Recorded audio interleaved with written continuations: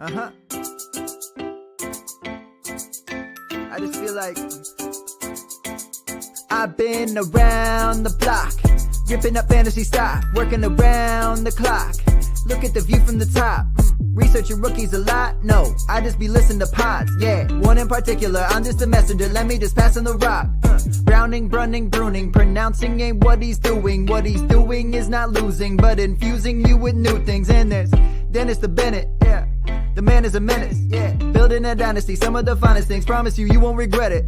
Sly as a fox, cultured in pop. Give him his props. Here is a thought, here is a box, and you cannot compare them at all. So don't even try. Careful with the news, but when you use a take, I take up Tony Fire. I mean Dyer, because anyone else is a huge mistake. Whoa, fantasy round table, fantasy round table, yeah. Fantasy round table. Come take a look at the crown, baby. Hey, fantasy round table, fantasy round table, woo. Fantasy round table. Come take a look at the crown, baby. Go.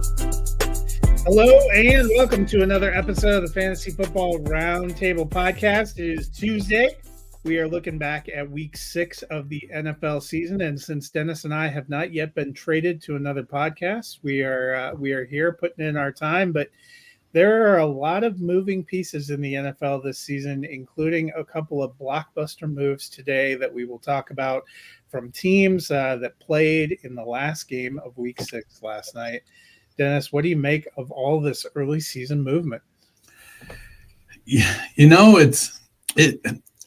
we've talked more and more as the years have passed that it feels like NFL GMs are playing their game like fantasy managers.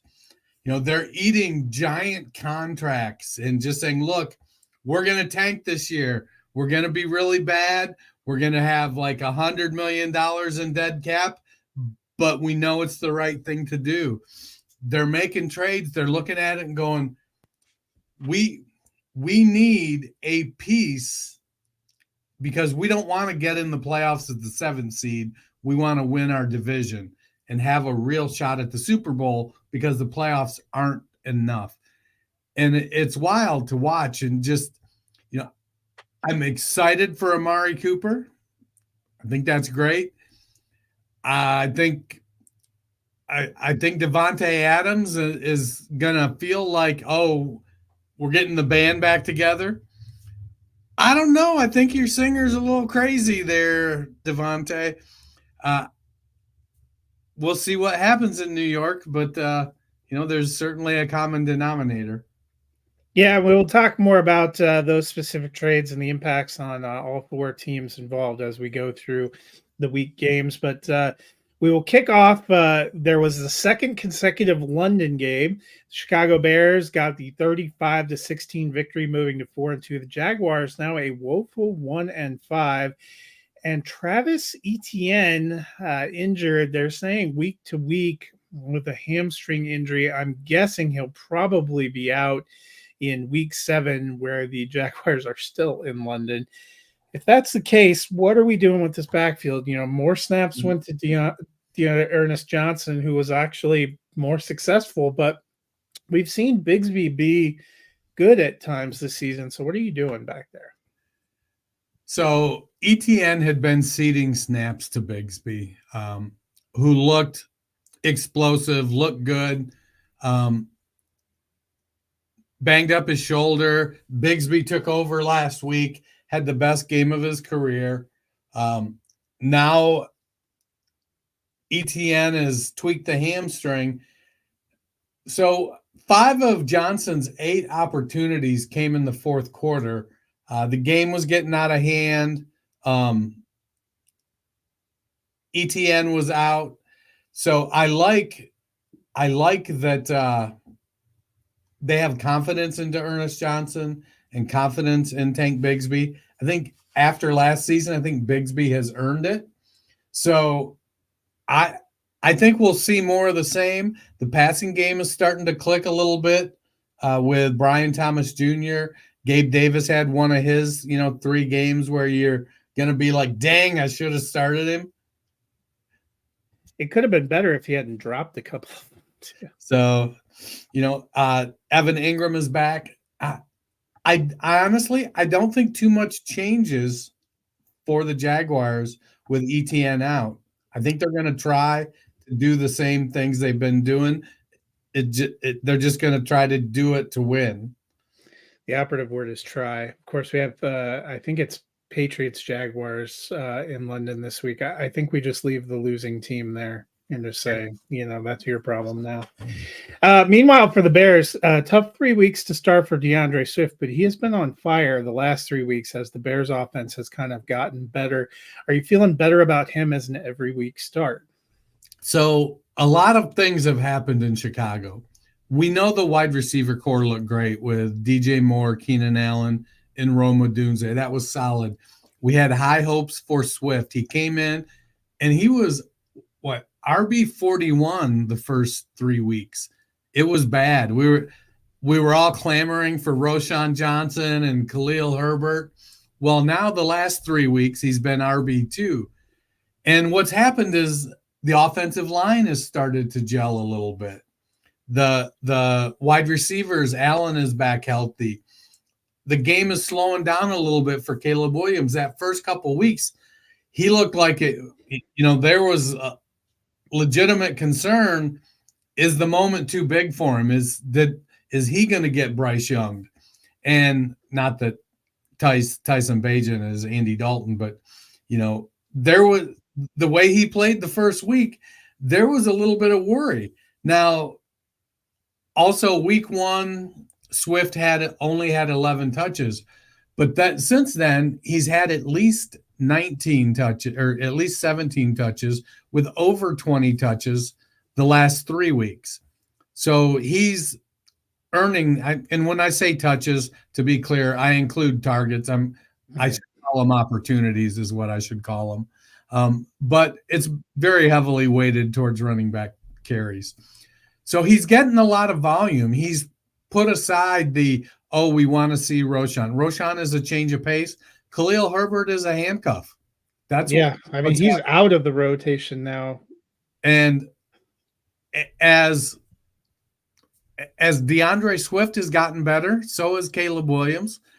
DJ Moore's doing DJ Moore things. Hell, Cole Kmet's gone nuts the last couple of weeks. So, yeah, well, the Bears on a bye this week, so we will see what happens after that. Turning to the domestic games, we're going to do some of the games and touch on some of the things out of order. We are going to look at the Eagles and the Browns next. The Eagles getting the 20-16 victory. The Browns are a mess, and I think to discuss the state of the Browns, in addition to their trade of Amari Cooper to the Bills, a team that also had a fantastic performance by a running back that is a personal favorite. We've gone to our Browns and Ray Davis correspondent, and that is Matt Bruning. What's up, guys? Basically when Amari Cooper goes, you throw the Amari Cooper signal onto the big floodlight, call you in. So your Browns, a woeful 1-5, Kevin Stefanski daring the ownership to fire him by saying that Deshaun Watson gives them the best chance to win, when I saw something that said he's the 756th ranked quarterback out of 777 who have thrown passes over since 2006. So really daring them. And then today they traded away Amari Cooper. Are they preparing to run the wishbone, or what are you feeling? I mean, Nick Chubb's coming back soon, right? So that's all that matters. Nick Chubb, not if he's got any sense, he's not. That's probably fair. Yeah, if I were Nick Chubb, I wouldn't be coming back. But the reports are Nick Chubb's coming back. So, he's going to save us. No, I mean, look, it makes sense. He was going to be a free agent next year, I believe, right? So really, I know they sent a 3rd and a 6th, and what is it? Buffalo sent. I'm sorry, they sent Amari in a 6th, and Buffalo sent a 3rd and a 6th. So really, they got a 3rd round pick for him. I mean, that's 3 rounds better than what they paid for him to Dallas. So you got to give the Browns, GM some props for that. But I think Amari probably walked in free agency at the end of this year. Anyways, I mean, look, I wish the Browns were going to make they're not making the playoffs. So at this point, you got to do a quick reload, I think, for next year. We'll see what happens with Deshaun Watson, obviously. I mean, look, I'm just going to – I don't have it. I used to have it over here in the man cave. I don't have it anymore. But I said it was a bad move when they got rid of Baker to begin with. I didn't like the trade for Deshaun. That's worked out well. Just mainly the Deshaun thing was a lot of off-field stuff. Although we talked a lot about it, I think, on this show that we were worried about what Deshaun was going to be not playing football for 2 years. And I think that's really shown. He has just not been the same guy that he was in Houston. So I wish Amari nothing but the best. Josh Allen gets a really good receiver. I mean, I used to call him Amari Brickhands, but he's proved me wrong over the past couple of years. He's been good up this year. He's been a little questionable at times, but that probably is just not wanting to be in Cleveland anymore with how bad the team's been. Meanwhile, I'm going to go to both you guys. So Amari Cooper's gone. What are the Browns? You now have a new number one that was my favorite enigmatic receiver of all time in Jerry Jeudy. They still have Elijah Moore. I've seen some people saying this is wheels up for Cedric Tillman for reasons that surpass my understanding. David Njoku still exists. Ford likely to miss this week, but you mentioned Nick Chubb. So, Dennis, I'll start with you. Who gets your wheels turning for the Browns now? I got to be honest. I'm just utterly stunned that Jerry Jeudy was able to run Amari Cooper out of town. He came in and played so well that they were like, man, we got to give this guy all the targets. It's going to be a wild year in Cleveland. The only thing saving us from being completely defeated again is we've already got one win. But I don't know that it gets any better than that this year. If I'm Myles Garrett, I'm like, what the hell? I mean, the defense is pretty good. They've got some talent on that side of the ball.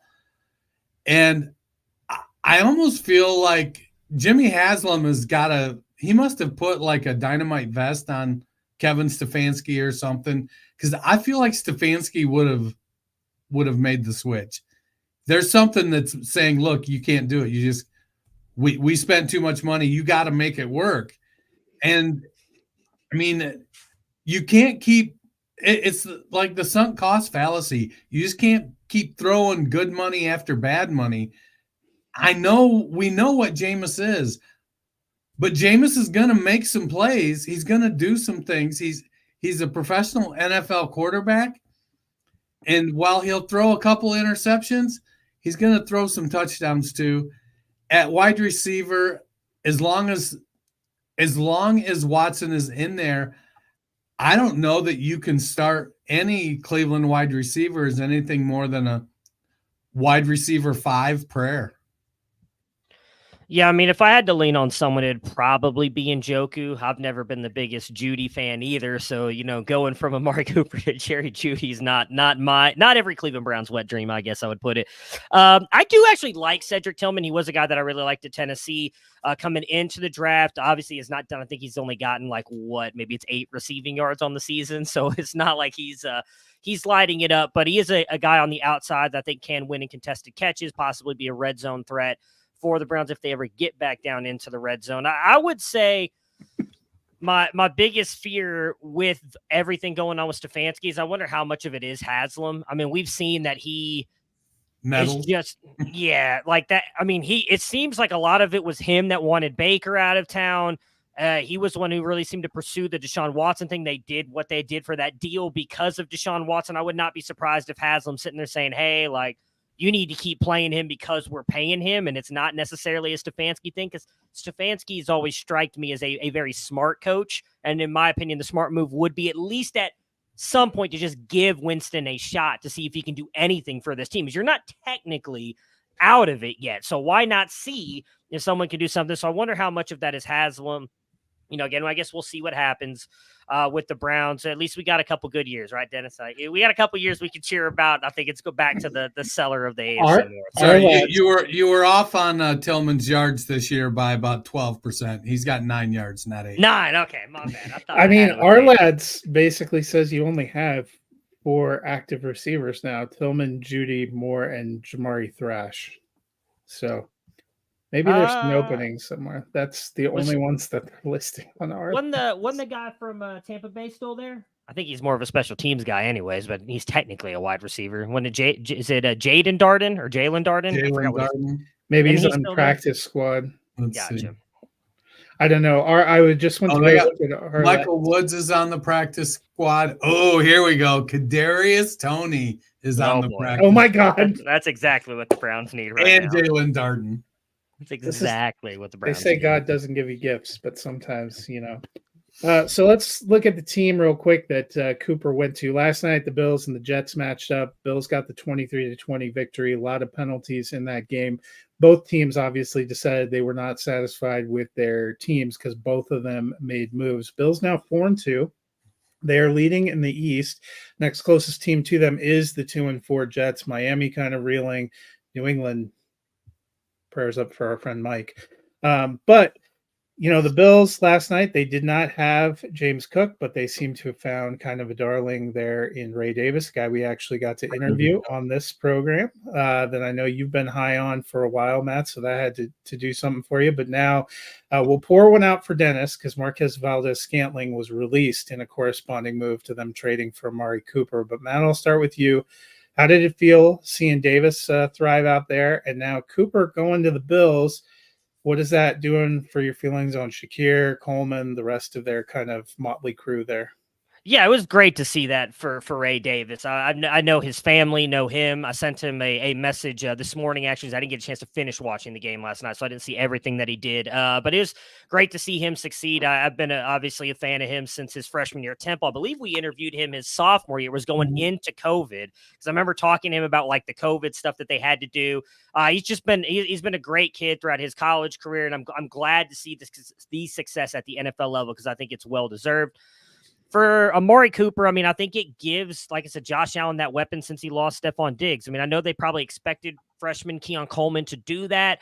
I don't think Keon Coleman's a really good athlete, and I think really good at attacking the ball at the catch point, but he's not the route runner that Amari Cooper is, and I think that will help out Josh Allen a lot. Now, it's not going to give him that, the threat at the catch point that I think Stephon Diggs was. Like, Diggs was a guy you could almost throw it in that area code and he was going to go get it, which really helped out Josh Allen. But Amari Cooper is such a talented route runner and he finds such little separations in space.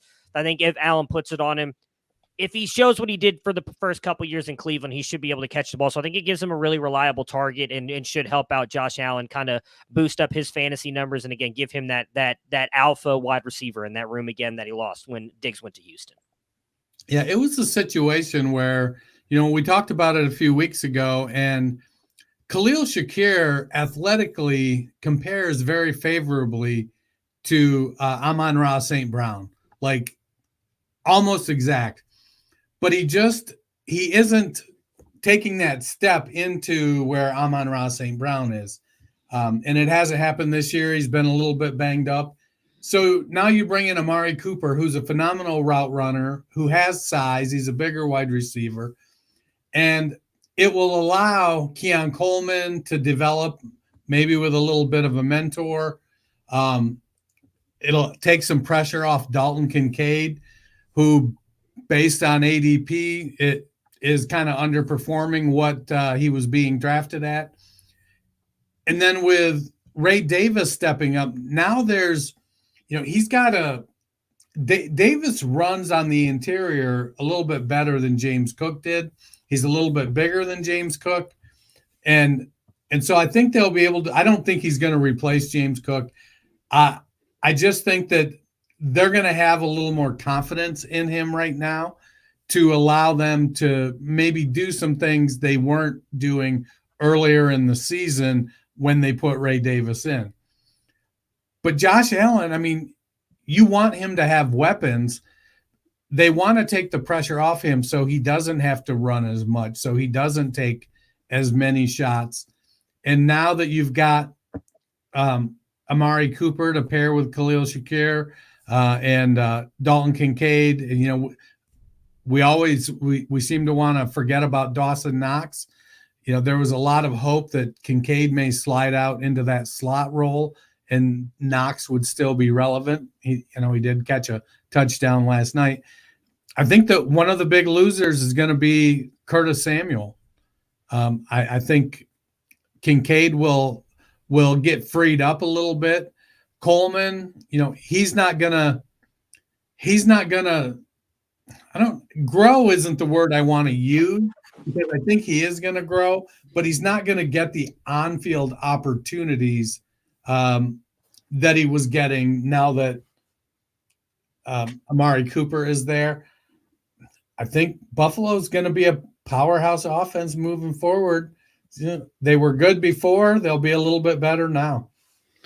Yeah, and I think for Buffalo, they saw how they fared against the Ravens and the Texans, where they didn't quite have enough offense to keep up with two teams that we figure are going to be among the playoff competitors in the AFC. They're getting ready to see Kansas City later this season and struggled back and forth with the Jets. So I think they decided the whole no wide receivers thing didn't quite pan out the way that they were. Zero running back works a little better than zero wide receiver, I guess. Yeah. Well, yeah. Well, Matt, thank you very much. Browns Corner. Guys. Yeah, it's nice of the Browns to step up and take all this heat off of Ohio State. We're not worried about the Buckeyes. We're not worried about the Buckeyes. Just go Guardians. Although this is not a Guardians t-shirt. Just go Guardians. That's all we're worried about right now. Real quick before I get out of here, I just want to give a shout out to Dennis and Jackie. Thank you both very much. You guys sent me an Archie Griffin thing that will be hanging up right back here by tomorrow. I did not have a chance to set it up today, but it will be set up and good to go by Camps to Canton Live. Thank you guys very much. It meant a lot to me. So I just wanted to say thank you here in person real quick. Thank you guys both very much for sending that to me. It was our pleasure. We know, I much like yourself, know how you love the Buckeyes, and Jackie got to host Archie's 50th anniversary of his first Heisman event at her building. And, she sent me a picture and she was like, "Do you want one of these?" I'm like, "Oh, do you have two? Because Matt would like one of those too. He loves the Buckeyes." Yeah. So I just want to say again, thank you. I really do appreciate it. Thank Jackie for me. Thank you guys for having me. The word. Well, at the rate that things are going, we'll see you in a couple of weeks when Deshaun Watson finally gets benched. That's true. Or Stefanski gets fired. I don't know if I want to go. That was my toss-up. Is one of the two has to happen at some point. That's probably true. Later, boys. Yeah. We'll move back to the Eagles to wrap things out. They got the win, but Dallas Goedert, hamstring injury, probably highly questionable for this week. Grant Calcaterra, 4 receptions, 47 yards, filled in pretty nicely. Any interest in him as a streaming tight end option if Goddard is out? I think so. Calcaterra is the guy that succeeded Mark Andrews at Oklahoma. He's got a pass catching background. He did have some concussion issues at Oklahoma and actually retired in college. And then after a year or so, he transferred and came back. That he didn't play as high a profile when he came back, but he's that same type of wide receiver, tight end.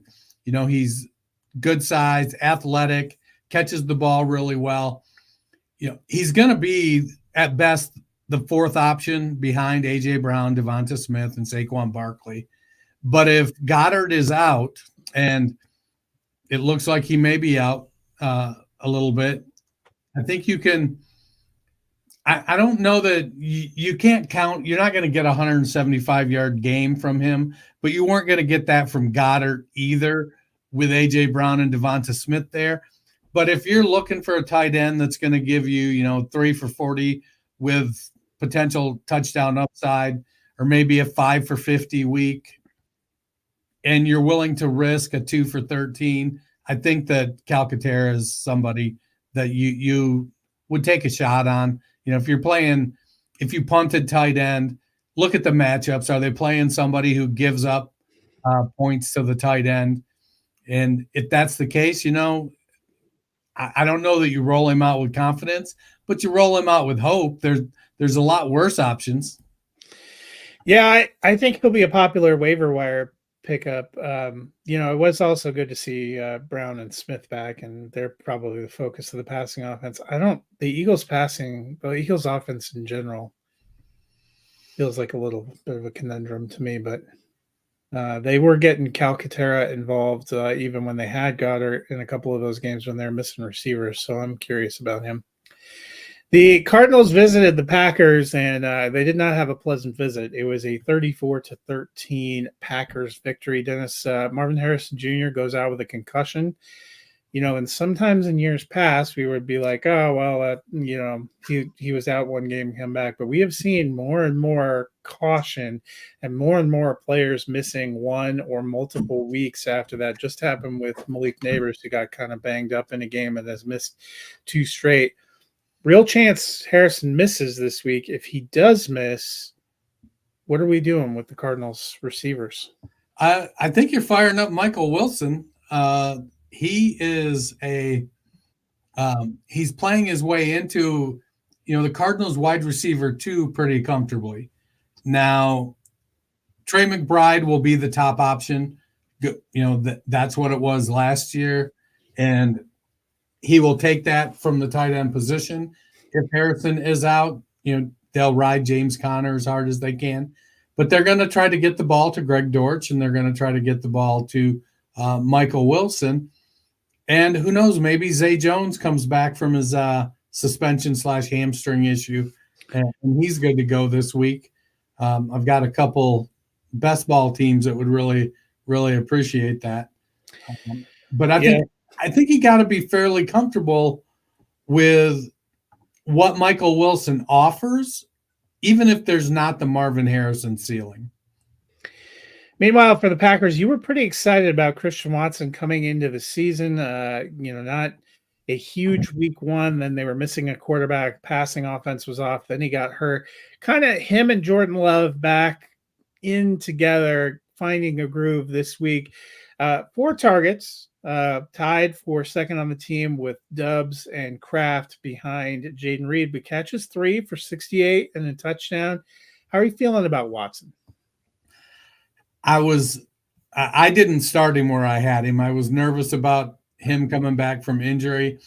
I think there's some players that, by and large, when they come back from injury, you're like, team says he's good, I say they're good. And there's other players, and Watson's one of them for me, that I'm like, team says he's good, I'm going to wait a week just to see.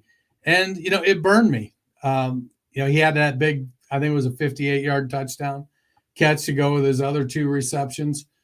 And the challenge in Green Bay, and from a real football standpoint, it's not an issue. But from a fantasy standpoint, Jordan Love targeted 10 different receivers. And Jaden Reed's going to get his, but even getting his was only 6 targets. So and then you have 3 other receivers with 4 targets. So there has to be big plays. Big plays are touchdowns, because we don't have consistently somebody in Green Bay getting 9, 10, 11 targets every week that you can count on. So you have to hope that, you hit the guy on the right week. I like Romeo Doubs a lot. Didn't have him in any lineups last week when he scored 2 touchdowns because, when you look at that team, he's just not the priority there. So I like Christian Watson. I think that now that he's shown that he's healthy, as long as there's no setbacks in practice, I think he's a flex-worthy play.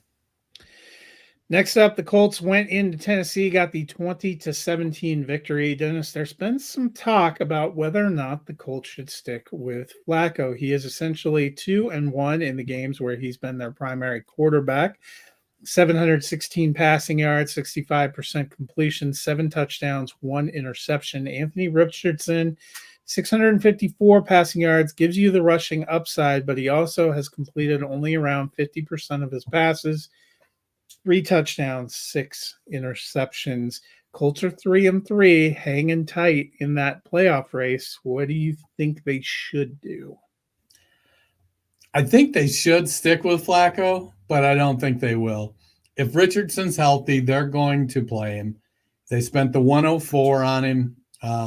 He's got a skill set that, athletic ability that's out of this world.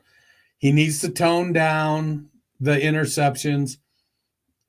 When you're that good of an athlete, it's easy to fall into the I can make any play I want to kind of mode. And I think he does that sometimes with his throws, and he misses, and his accuracy needs work. And then he runs and he gets injured because, he thinks he can take on everybody. I like Anthony Richardson a lot. I drafted a lot of him last year. I think that he's going to be a really good NFL quarterback. I don't think it would hurt him to learn the finer points of quarterbacking from a veteran like Joe Flacco. Meanwhile, over for Tennessee, Will Levis, 16 of 27, 95 yards, a TD and INT for the season. Only 699 passing yards, 5 touchdowns, 7 interceptions. They are 0-4 in the games that he has started and finished and have not scored more than 17 points in any of those games. Their one win where they scored 31 points. Levis only played a series and a half before coming out from Mason Rudolph. What are we doing with Levis? Well, I think we have to admit that he might not be good. he excuse me. The master of understatement there. He's got a big arm, and it's one of those situations where you've got to stick with him to verify if he's not the answer. We know what Mason Rudolph is just tall Gardner Minshew. And I think that you need to let Levis play to judge, can he improve? Will he make better? But he makes just bonehead decisions. And you've got to play that out of him. Callahan has to find a way to put him in position to be successful and make the right decisions. But you can't go 0-for-8 to Calvin Ridley and expect to be a long-term starting quarterback in the NFL. On to New England, where the Texans came into town and got the 41-21 victory. Dennis, we wondered what the Texans offense would look like with Nico Collins on IR. A lot of people were running to pick up Xavier Hutchinson or some other receivers. The offense really flowed through three guys, Stephon Diggs, Tank Dell, and Joe Mixon. What did you think of the Texans offense without Collins? I like the condensed opportunity share. Joe Mixon back, he kind of grabbed it by the horns, and there was no real room for Dario Gumbawale or Cam Akers or anybody else there. I think Mixon finished as the RB2 this week behind I don't know, I'm looking for the right adjective for Sean Tucker. But as far as the wide receivers going in Houston, they have one of the deeper wide receiver rooms. And as long as Diggs and Dell stay healthy, I don't think there's any issue with them being able to withstand Nico Collins missing 4 or 5 games. They've got Dalton Schultz at tight end, and Cade Stover pops up, makes a play here and there. They've got Xavier Hutchinson, who's a second-year guy that they like a lot. So they have a lot of weapons. Would I like to have Collins in there? Yeah, because I have him on some rosters. Got to be honest, I really would. But as far as Houston goes, they'll be fine as long as everybody else stays relatively healthy. Meanwhile, for the Patriots, it was a 20-point home loss, but they did score 21, which isn't too bad, and they did it without Ramondre Stevenson. What did you think of rookie Drake May? I thought that May comported himself pretty well. Putting up 3 touchdowns. I'd like to think that we're going to see a little bit more. Kayshon Boutte made that nice touchdown catch on, I think, a 46-yarder. Will Anderson got to him 3 times. The offensive line in New England needs work, but I think May, with his mobility, I think he held up well. The one interception was a bad throw. The other one was a fluky tip pass. So I'd say one interception was really his fault.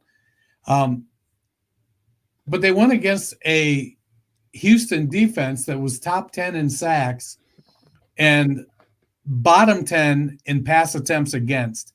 So teams aren't throwing the ball against Houston, and when they do, they're getting sacked a lot. And then New England gives up the second highest sack percentage in the NFL at 11.6%. Only the Browns are worse. Go figure. So my argument for not starting May was just this. He's going to get sacked. He's going to, have issues because of it. There'll be interceptions and turnovers because he's getting hit. There's no substitute for experience.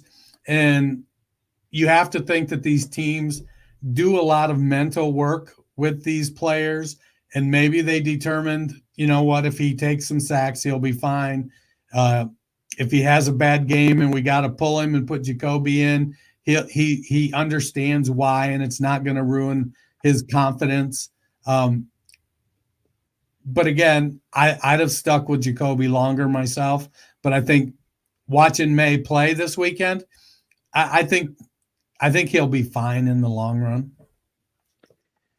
We will move on to a wild game in the NFC South where the Tampa Bay Buccaneers got the 51-27 victory over the New Orleans Saints, who actually led 27-24 at the half.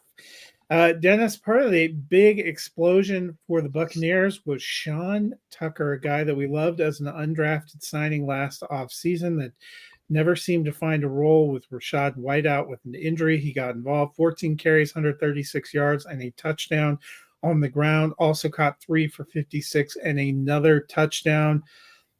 Going to be a hugely popular waiver wire pickup. Are you buying into him having any kind of meaningful role if White is healthy? If White is healthy, I think Tucker goes back to being a handcuff.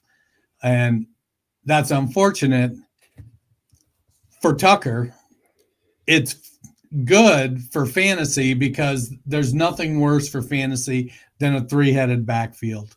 And if White is healthy, they're going to put him back in his old role. Bucky Irvin will go back to being the guy that gets the edge on the ground, and Tucker will end up being the guy who gets in every fourth series or something just to make sure his head's in the game. I like Tucker a lot. He shouldn't have been a free agent, but there was this whole fiasco with, does he have a heart issue? He's not doing anything at the combine. He put out some video filmed by a friend here. This is the combine I'm doing. Yeah, it was a lot of weird stuff. But Tucker is a pretty talented running back. We'll see if it holds up.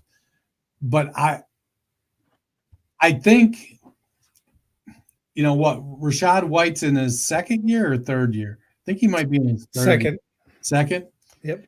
It's going to create some issues there because Tucker also is in his second year. And Wait, you're right, third year. Okay. So it may be a situation where if Tucker comes up, maybe next year is the year. And in Dynasty, it might be a guy you want to stash. Meanwhile, Drake May wasn't the only rookie getting his first start. We saw Spencer Rattler on Sunday. Had some moments, I guess, but 22 of 40, 243, a touchdown, 2 interceptions, sacked 5 times. What did you think of Rattler's first start? So he declared the mission early. When Chris Olave's in there, my job is to get him the ball. And then Olave got knocked out. And Rattler did, I think, what you would expect a sensible quarterback to do. Said, Rashid Shaheed, you're the new Chris Olave. And he did. But it was, we see young quarterbacks when they have to take over in a game. A lot of times the team will put in a backup receiver because they know this quarterback has worked with him in practice a lot and they have some chemistry. And there's a kid out, an Ivy League kid there, Mason, somebody, I think Tipton, the wide receiver in let me look right here. Yeah, Tipton. He had ascended to the wide receiver 3 role, but then with Olave out, Bub Means comes in, and Means and Rattler clearly have chemistry. So I think that Bub Means might be the hottest pickup this week because I know now there's talk that Shaheed's going to be out this week as well. It legitimately looks so. I don't think Olave is going to be able to play because it's almost impossible to think you can clear that concussion protocol in 3 days, which is what he'd have to do. Shaheed, they're saying, has a potentially serious knee injury. He is not practicing at all either. So it is very possible Spencer Rattler gets to be against the Denver defense and maybe your boy Juwan, because it's not totally looking likely that they'll get Taysom Hill back either. I mean, it could be Alvin Kamara, come on down, your wide receiver and running back one. Congratulations. Yeah, I think Rattler was okay, just a little bit over 50% completion rate, but he did, I think most teams, when they have a rookie starting their first game, they don't want to throw the ball 40 times. They'd like to be under 30. Well, Rattler had to throw it 40. The run game didn't put up a whole lot. Kamara 13 for 40. He did get a touchdown. I liked Rattler coming in outside of the big four, big five that were drafted this year. Rattler was quarterback 7. Well, no, but there were how many were in the first? Was it 4? 6? Okay. Yeah, that's right. Outside of them, I think he was the next. I was forgetting Penix and Nix. Outside of those 6, it felt like Rattler was the guy I wanted. He's got really good arm talent. He's had a lot of starts in college. He rubbed some people the wrong way because of his confidence. And I think going into his first start, I don't think there was any reason they should have started Jake Haener over him. And I think you stick with Rattler. I think Rattler is the more talented quarterback of those two. So for me, I think you get Bub Means in there. I think there's a C. Wilson on the team. Is that Cedric Wilson? Cedric Wilson, yeah. He going to be the veteran wide receiver running with them next week? I guess they released A.T. Perry, so I know he actually is on the team that's coming in to play them on Thursday. So I think Rattler will be fine. Yeah, we'll certainly see. One of the better morning games, Washington Commanders went in to battle the Baltimore Ravens. Ravens get the 30-23 victory. Dennis, the Commanders, they had been 4-1 coming in. They had to play without Brian Robinson, who's been such a big part of the backfield. Without him, only 12 carries for 30 yards for non-Jaden Daniels ball carriers. How much do you think they missed Robinson? A lot. Eckler, at this stage of his career, man, he tries really hard.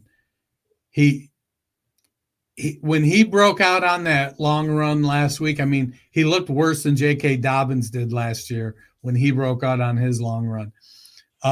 He doesn't have any speed at all. He's functionally very good when it comes to where he should be, what he should be doing, what pass route, picking up a block in pass pro. Eckler is really, he still understands all of that, and his mind is willing. There's just no speed there. There's no elusiveness, really. Jeremy McNichols, I mean, there's a reason he's bounced around practice squads for 8 years. He turned back into a pumpkin after his big emergence the week before. So, this team runs with Jaden Daniels. As Jaden Daniels goes, so do they. And Daniels is a good quarterback. They just need, the Ravens are one of the best teams in the NFL. The Commanders, I don't think we expected this much out of them. So let's just be happy they were competitive. They had a lot to go on. Noah Brown, Terry McLaurin, Zach Ertz, all the people in the receiving game that you wanted to do stuff. I mean, Austin Eckler, 4 for 47 in the passing game. I think if you're getting that out of those receivers, you're going to be happy. Meanwhile, for the Ravens, don't taunt us, Mark Andrews. 4 targets, catches 3 for 66 and a touchdown. Are you buying back in, or are you still cautious? I'm cautiously bought back in. He's tight end 7 over the last 2 weeks, and he's a really, really good tight end.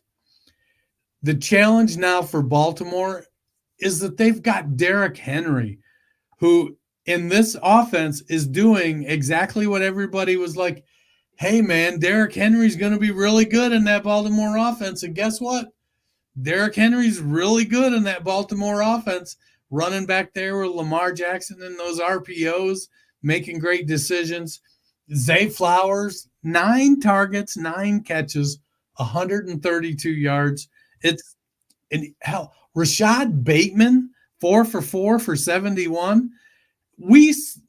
And I'm using the collective we because I think by and large, every fantasy analyst out there scoffed when Baltimore signed Rashad Bateman to an extension.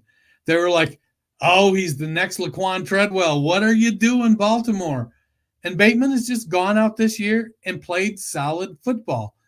He's not a wide receiver 1. He's not a wide receiver 2. He's the wide receiver 2 in Baltimore on a low-volume passing offense. And most weeks he's going to give you mid to low-end flex production, which is way more than we expected. Next up, we turn to the afternoon games. The Chargers went into Denver, got the 23-16 victory. Dennis, for the Chargers, Gus Edwards now on IR, will miss at least 4 weeks. That opened up the door for Kamani Vidal. Only 4 carries for 11 yards. Only had 2 targets, but he caught them both for 40 yards and a touchdown.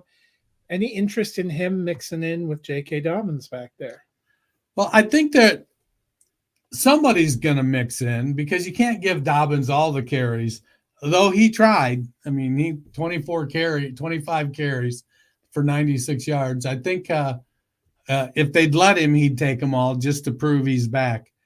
Now, I think Vidal showed that he could be that number 2 for Dobbins.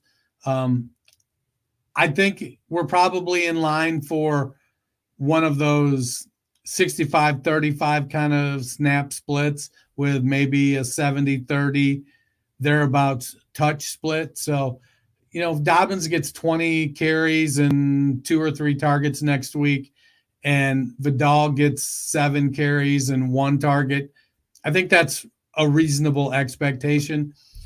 It'll just depend. Can Vidal, can he produce like he did this week? If he can produce big plays like he did on that pass play, I mean, because he only averaged 2.8 yards per carry, 4 for 11. He wasn't setting the run game on fire, but he was a lot of people's sleeper coming out. They loved the fit with his skill set in what they expected the Chargers to do in the running game.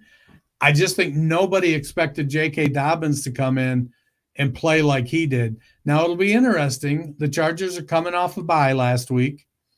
Then Dobbins started. He had 2 games. He was hot as heck coming out the first 2 of the year. Then he fell off pretty hard. Bye week. Now Dobbins has a heavy workload. Does Dobbins run out of gas again? Is there going to be a big drop-off? And if so, then I would expect Kamani Vidal to start to usurp some of those touches and make it more of a 60-40, 55-35 kind of split as the season goes on. But if Dobbins is producing, 96 carries or 96 yards on 20-plus carries and a touchdown close to every week, I think they're going to keep riding him. Meanwhile, for the Broncos, Josh Reynolds now on IR, had finger surgery. Troy Franklin, the rookie, they've been getting him involved a little bit, took a huge shot to him in week 5. He wasn't able to convert it for a touchdown, but did catch 2 for 31 and a touchdown on Sunday. Is this a sign that he might start to become more fantasy relevant? I don't know, because it seems like Devon Vallée, who I got to be honest, I never heard of till a couple of weeks ago. I saw the name there, but he's a 27-year-old rookie who did a Mormon mission and then spent 5 years in college. And, he's a big guy with decent speed.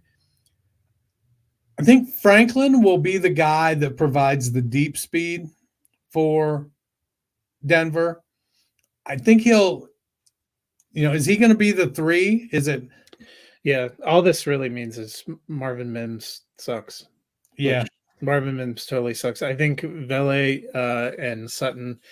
Sutton's the best option still for me, but Vele would be the next one I'm interested in. There is a connection between Nix and Franklin. I was encouraged to see them getting Franklin more involved, but I don't know if I feel confident. The big thing for me is in redraft, Mims is completely droppable, and I'm not sure I'm even that hyped to hang on to him in Dynasty at this point. Yeah, I'm not. There's not a whole heck of a lot of. I guess on the plus side, Mims had more targets than Little Jordan Humphrey. I'd rather have Little Jordan Humphrey, if we're being honest. He wasn't as productive as Little Jordan Humphrey, but yeah, I know it's sad. The Steelers went to play the Raiders and got the 32-13 victory. I would have thought that would portend good things for Justin Fields, who is 4-2, but the Steelers have said today that Russell Wilson will start on Sunday Night Football against the Jets. What do you make of this Fields-Wilson situation? I think this is Mike Tomlin trying to be a stand-up guy. I think Tomlin said in preseason to the team, to Russ and Justin, Russ won the job. Russ is going to be our starter. And then Russ hurt his calf, and Fields won some games. And so there wasn't this – they didn't have to force Wilson back. But to be fair, Fields hasn't been playing great. He's been good for fantasy, but he hasn't been playing great for like real NFL stuff. And so I think you've got to, if you're Pittsburgh, you got to kind of see, well, does Russ have anything left? We know what we got with Fields. We know we can win ugly with Fields. We know Fields is going to have some games where he puts the team on his back and he runs us to victory. We know he's going to have some games where he might throw us to victory. And we know he's going to have some games where he just tries to do too much and we lose. So let's see, we felt like Russ had won the job in preseason. Same thing. And then he got dinged up, hurt his calf. And you don't recover as fast as you used to when you get in your 30s. So because they were winning, I don't think they felt any urgency. And now that Russ is fully healthy, I think this is Tomlin being a stand-up guy and keeping it real with them. That's kind of what Mike Tomlin is known for. He keeps it in-house and he keeps it real. He isn't going to air your dirty laundry.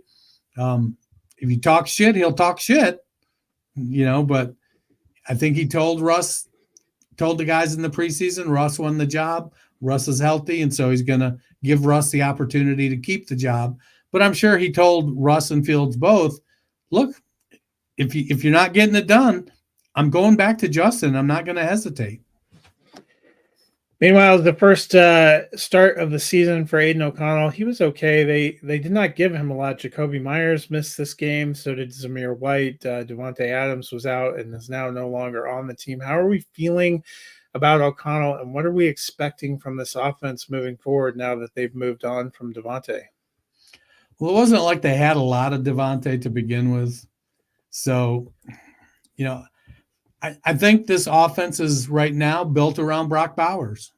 And hopefully Myers gets back. I think Myers provides, some consistency. Trey Tucker is going to give them some deep threat. Tucker's been playing well. DJ Turner stepped up. I think they've liked running the two tight ends. And so they had Bowers and Mayer, but Mayer got injured. So now they're running it with Harrison Bryant, former Cleveland Brown. I think they're going to – the team isn't going to put up a lot of points. And they need Max Crosby to be healthy to lead that defense. but they're going to be, 20 points in any given week is going to be a good offensive output for this team. I don't think Antonio Pierce survives the year, which is. I mean, I think they have to give him some kind of a pass. They didn't get a quarterback, and now they've shipped off. They let Jacobs go. I think they're rebuilding the offense. As long as they remain competitive, which they have been, I don't know that I think he gets. I just don't think Mark Davis is that smart. Well, I think Tom Brady's now.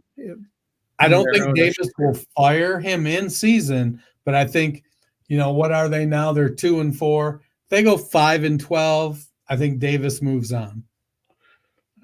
We shall see. Meanwhile, we talked about the Buffalo half of Monday night. It's time to talk about the Jets half. The Jets obviously were not pleased with what they saw offensively. Aaron Rodgers was pretty candid post-game about his displeasure with specifically Mike Williams, who he said ran the wrong route, leading to that crucial interception. So they go and they get Davante Adams. What do you think Adams does to that wide receiver group? I know for me personally, I'm downgrading Lazard, and I think in redraft, probably in Dynasty, Mike Williams pretty much droppable. Yeah, you can't. So Williams is on the trade block. If they can get a 7th round pick for him, I think they've got to do it. I was looking through and I'm thinking, well, where could Williams go where he could be useful? Obviously Cleveland could use a big wide receiver. Not that Williams runs routes in anywhere near Amari Cooper fashion, but he could go there, and I think he's better than Cedric Tillman. Washington could use somebody opposite Terry McLaurin. Right now they've got De'Ami Brown and Noah Brown, but I think Williams would bring a little bit there. Oddly enough, the Chargers could use someone like Mike Williams. That would, opposite Quentin Johnston and Ladd McConkey. Las Vegas could use somebody like Williams. Dallas, put him out there with Jalen Tolbert and put CD in the slot with Williams and Tolbert on the outside.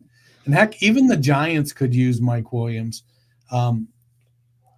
He's though the way Darius Slayton has been playing, while he's had some drops, he's been productive. So I think in fantasy, redraft Williams is droppable. He's not a trade target in Dynasty by any stretch. I think Adams is going to step into the role in New York, and it's going to be beneficial for Garrett Wilson. And I think you're looking at, each of those guys getting 10 to 12 targets a week. And it could be one of those, it could very much be a Diggs Collins kind of scenario where Adams is getting 12 targets, catching 9 for 89 yards and a touchdown or 2. And Wilson is getting 9 targets and catching 6 for 112 yards kind of approach. We kind of saw it last night. If we're being honest, Lazard had 6 for 114 and a touchdown, and Garrett Wilson had 8 for 107 and a touchdown. I mean, it wouldn't be shocking to see both those guys. And you still had a great game from Breece Hall, who got back to form on the ground, had over 100 yards, and caught 5 passes. So I think it's really those 3 guys. That, to me, it's the rest of the Jets offense. Maybe Lazard pops up every now and then, but your days of him being a reliable start are kind of out the window to me. Yeah, he kind of slides into the team wide receiver 3 role. He becomes the Jets' Andre Iosivas. He's going to have a game here where he might catch 4 for 75 and a touchdown, but then he'll disappear for 3 or 4 or 5 games. It's really, unfortunately, Mike Williams did not earn Aaron Rodgers' trust, and Rodgers is a feel guy. He's got to feel it with you. And he just never got on the same page. That's why he kept force feeding Lazard. He knows Lazard. He trusts Lazard. He recognizes Lazard has limitations, and that's why he wanted Garrett Wilson to get on the same page with him, because he recognizes that Garrett Wilson is so much more talented than Allen Lazard. But now he's got Davante Adams back, and it'll be very much my big concern, I guess, would be that Rodgers hasn't always, when he's had two good wide receivers, supported two elite wide receivers. So he may end up just forcing it to Davante. And then with Breece Hall and Braylon Allen, they got to play faster, get off more plays to have more offense to be able to support all of these weapons. A couple of them, really not a ton to talk about. The Lions go into Dallas and hammer the Cowboys 47-9. Cowboys have got to be glad they are on a bye this week. They are now 0-3 at home. But Dennis, your boy David Montgomery gets a 2-year extension prior to this game, rewards him 12 carries, 80 yards, 2 touchdowns. Are you excited about the extension? Yes and no. Yes, because I love David Montgomery was my guy in that class, and I think he's proven so far to be the best guy in that class. No offense to Josh Jacobs lovers. But I think Montgomery has been great, and he plays the role that the way him and Jahmyr Gibbs play. They support each other. They're both very, very productive. And if either one of them goes down, the other guy can step up and carry all of the load. No, because it really shoots my Tyler Algier to Detroit in 2 years kind of all to hell, because now Montgomery is going to be there a couple extra years. It'll just be 3 years for Algier. Well, we'll hope the Cowboys find some wisdom in their bye week. They've already said it makes a lot of sense for them to sign him to the extension. That backfield's a two-headed monster, and as well as Montgomery is playing, he's playing his lowest snap percent of his career at 41%, but he's on pace for 1,190 yards rushing. Be pretty good. Cowboys on the bye this week. They have said they are not going to fire or make any coaching changes. We'll just pray for them during their bye week. The other late afternoon game was a primetime feature. Also was a lopsided, unwatchable almost affair, and that was the Falcons going into Carolina. Got the 38-20 victory. Not a lot to talk about for the Panthers, but Dennis, the Falcons offense, they got off to a little slow start. I have to admit, I was panicking a little bit seeing Kirk Cousins in week 1. But slowly and surely, they are picking it up. They also looked good. They had a couple rushing touchdowns for Bijan. Tyler Algier also goes over 100 yards with a touchdown on the ground. They had 200 yards rushing between the two of them on the ground. How are you feeling about this Falcons offense now? I'm feeling good. They're getting the ball to the right guys. I mean, Pitts is being productive. Bijan and London. I mean, Darnell Mooney is a legitimate fantasy asset now, and I mean Tyler Algier is the blueprint for Braylon Allen. I like that they have a kind of narrow funnel there. There's 4 or 5 guys, and that's who's getting the ball pretty much on every play. Move on to Sunday Night Football. The Cincinnati Bengals went to New York, got the 17-7 victory, a little bit lower scoring and closer game than I think we thought. It was really 10-7 up until almost the end of the game when the Bengals got kind of a breakaway to salt it away. For the Bengals, now 2-4.